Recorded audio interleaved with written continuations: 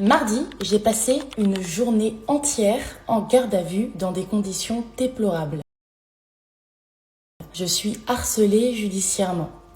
Pas pour des actes de violence, ni pour des délits, mais pour avoir parlé, pour avoir simplement nommé ce que d'autres préfèrent taire. Et ce que je subis aujourd'hui dépasse l'absurde. Je vous explique cette situation ubuesque. Premièrement, il y a quelques mois, j'ai relayé sur X la photo d'un homme qui se baladait à Villeurbanne avec une Kalachnikov.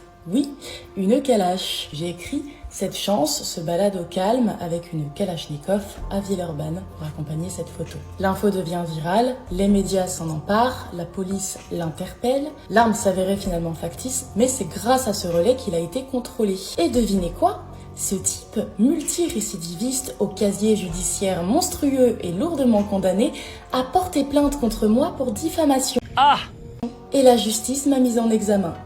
J'ajoute à cela qu'il avait notamment été arrêté en 2018 et avait menacé de, je cite, « tuer au hasard tous les mécréants qui ne sont pas des musulmans ». Bah voyons. Et j'ai pour source un article de Valeurs Actuelles. Deuxièmement, injure raciste. Il y a plus d'un an, j'ai évoqué un fait scientifique. La consanguinité dans certaines populations maghrébines. J'ai évoqué cela d'une façon maladroite, certes, car c'était en réponse à une énième vague de harcèlement massive et gratuite à mon encontre, mais je pense que rien ne vaut cette censure violente et abusive. Je suis convoquée au tribunal, parce qu'en France, aujourd'hui, dire une vérité qui dérange vaut des poursuites. Mais oui, c'est clair. Troisièmement, affaire Ryan C. Vous aviez probablement entendu parler de cette affaire récente.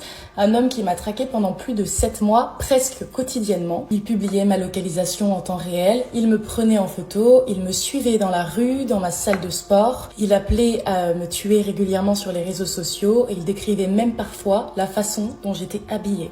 Il a été condamné à la peine minable de 3 mois de sursis et 4 000 € de dommages et intérêts qu'il n'a toujours pas voulu payer à ce jour. Et aujourd'hui, parce que j'ai révélé son identité, c'est lui qui me poursuit.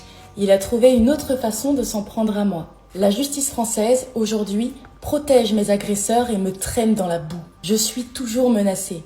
Je vis sous protection policière et pourtant, c'est moi qu'on poursuit. Ce que je vis n'est pas un accident, c'est le reflet d'un basculement plus large, celui d'une société où les victimes sont traînées dans la boue, une société où les bourreaux trouvent souvent, trop souvent, l'oreille bienveillante des institutions. Écoutez, je crois qu'il faut raison garder là. Toi, tu vas ta gueule fermer. Et moi, je ne me tairai pas, parce qu'il y a des silences qui tuent et des vérités qui sauvent.